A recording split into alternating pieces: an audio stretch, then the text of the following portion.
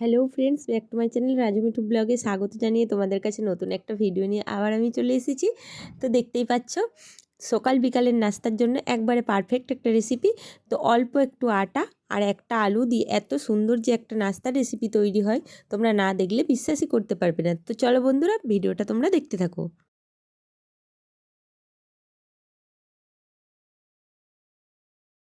এখানে আমি কিছুটা পরিমাণে আটা নিয়ে নিয়েছি। তোমরা চাইলে ময়দাও দিয়ে করতে পারো বা আটা ময়দা মিশিয়ে করতে পারো। আমি এখানে শুধু আটা দিয়েই করলাম। আর এখানে দেখো আটাটা নেওয়ার পরে তাতে দিয়ে দিলাম অল্প একটু পরিমাণে লবণ আর অল্প একটু পরিমাণে চিনি। তোমরা লবণটা স্বাদ মতো দিও, আর যারা চিনি পছন্দ করো না তারা না চিনি দিলেও চলবে।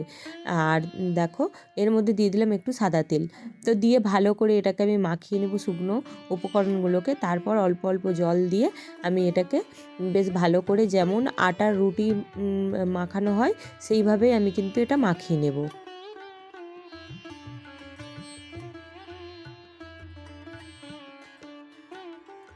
তো এটা আমার মাখানো হয়ে গেলে আমি এটাকে লিচি করে কিছুক্ষণ ঢাকা দিয়ে রেখে দেব।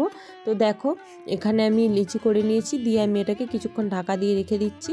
আর এদিকে দুটো আলু সেদ্ধ করে নিয়েছি, আলুর খোসাগুলো ছাড়িয়ে নিলাম, নিয়ে ভালো করে আলুটা ম্যাশ করে নেব।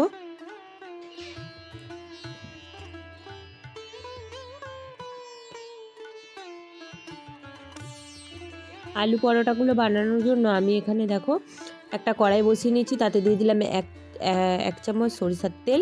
আর ওই তেলের মধ্যে দিয়ে দিলাম কুচিয়ে রেখেছি কিছুটা আদা। সেই আদা কুচানোগুলো আমি ওই তেলের মধ্যে দিয়ে দিলাম।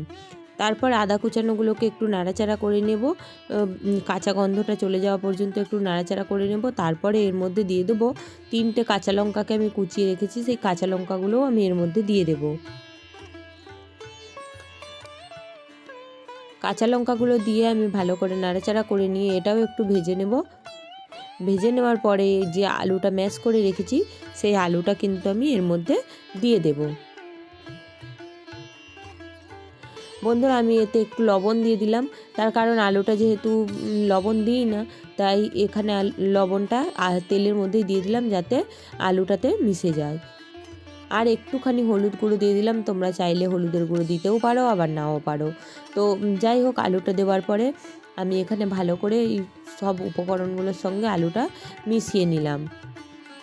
ভালো করে মিশিয়ে নিয়ে একটু নাড়াচাড়া করে নিয়ে তারপর এর মধ্যে আমি দিয়ে দেবো আরও আলুর পুরটাকে স্বাদ বাড়ানোর জন্য এখানে কিছু বাদামকে আমি দিয়ে দিলাম। বাদামটাও দিয়ে একটু নাড়াচাড়া করে নিলাম। তোমরা এখানে চাইলে ম্যাগি মশলা একটু দিতে পারো, আমি এখানে ম্যাগি মশলা দিলাম না, বাস বাদামটা দিয়েই রেখে দিলাম। তো তারপর আমি পুরটাকে নামিয়ে নিয়েছি। এদিকে যে আটাটা মাখিয়ে রেখেছিলাম সেই আটাটা থেকে এরকম শুকনো আটার গুঁড়ি দিয়ে এরকম ছোট ছোট করে বেলে নেব। ব্যাস এরকম বেলে নিয়ে আমি এর মধ্যে পুরটা দিতে থাকবো। মাঝখানে পুরটা দিয়ে তারপর এটাকে ভালো করে হাতের সাহায্যে মুড়ে নিয়ে গোল করে হালকা হাতে একটু বেলে নেবে। খুব বেশি বড় করে বেলতে একদম যাবে না, তাহলে কিন্তু পরোটাটা ছিঁড়ে যাবে। তো দেখো এরকমভাবে পাকিয়ে পাকিয়ে পরোটাটা তৈরি করে নিচ্ছি। তো এইভাবে প্রত্যেকটা পরোটা আমি একইভাবে তৈরি করে নেব। তো বন্ধুরা দেখতে থাকো। আর বন্ধুরা, ভিডিওটা চলাকালীন একটাই রিকোয়েস্ট, ভিডিওটা ভালো লাগলে কি করবে বলো তো? লাইক করবে, কমেন্ট করবে আর শেয়ার করবে। আর যারা আমার চ্যানেলে নতুন আছো তারা অবশ্যই করে চ্যানেলটা সাবস্ক্রাইব করে পাশে থাকা বেল বাটনটি বাজিয়ে দিও, যাতে আমার ভিডিও তোমরা সবার আগে দেখতে পাও। তো এইভাবে আমি প্রত্যেকটা পরোটাকে বেলে নিচ্ছি।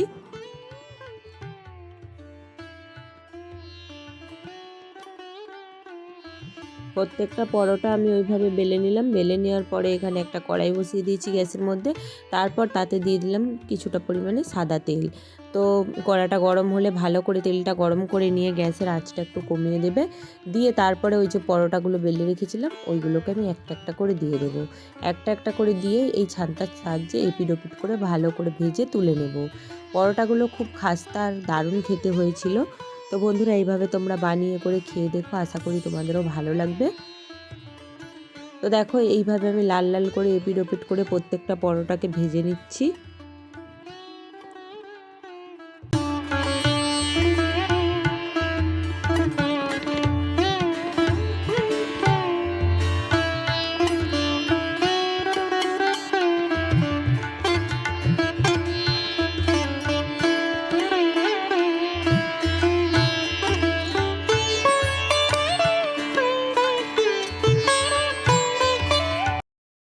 দেখতে পাচ্ছ এখানে আমার পরোটাগুলো সম্পূর্ণ রেডি হয়ে গেছে।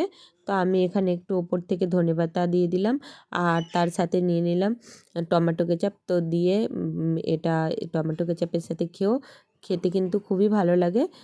তো চলো বন্ধুরা, আজ আসি, আবার আসবো নতুন একটা ভিডিও নিয়ে তোমাদের কাছে খুব তাড়াতাড়ি। ততক্ষণ তোমরা ভালো থেকো, সুস্থ থেকো, সাবধানে থেকো। টাটা বন্ধুরা।